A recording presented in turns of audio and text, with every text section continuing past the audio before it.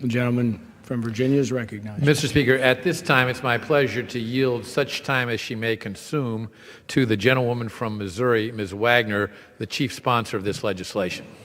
The gentlewoman is recognized for as much time as she may consume. Thank you, and I thank the gentleman from Virginia, Chairman Goodlatte, for his leadership on this area of human trafficking and so very many, along with my good friend, the gentlelady from California, Ms. Karen Bass, for all of her support on the human trafficking issue. Mr. Speaker, I rise today to present the Put Trafficking Victims First Act to the House of Representatives.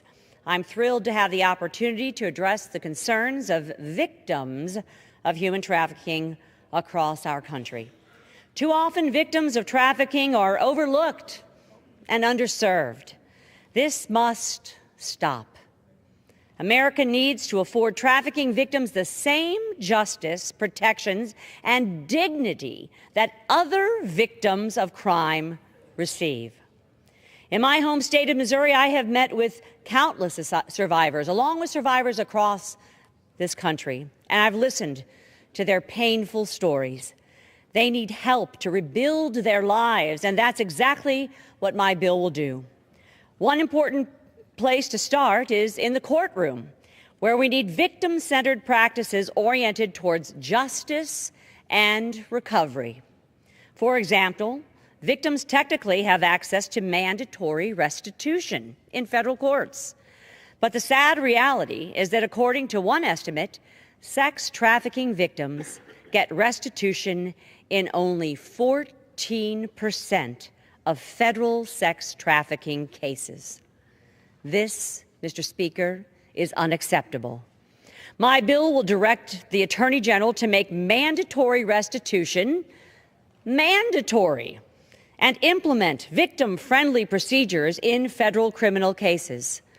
Another big problem is that we just don't have good data on how to identify and rescue victims and put them on a path toward success.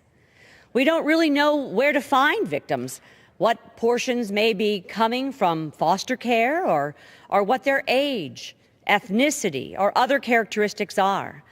We can't help them if we can't find them. So we desperately need good data and reporting in order to improve victim outreach. To answer this need, my bill establishes a national working group to develop robust methodologies to determine the prevalence and trends of tracking and evaluating how to best identify victims and address their needs. My bill will establish a national survey, in fact, a survey of survivors, so we can better understand how victims are accessing help. Yet another problem is that we are failing to provide trauma-informed care to victims, care that would help victims recover and cooperate with criminal investigations so we can put pimps and buyers behind bars. Lack of help for victims in the justice system can lead to re-victimization or even result in victims being criminalized for offenses they were forced to commit. That is why we will train agencies, law enforcement, and prosecutors across the country to implement victim-centered approaches to investigating and preventing trafficking.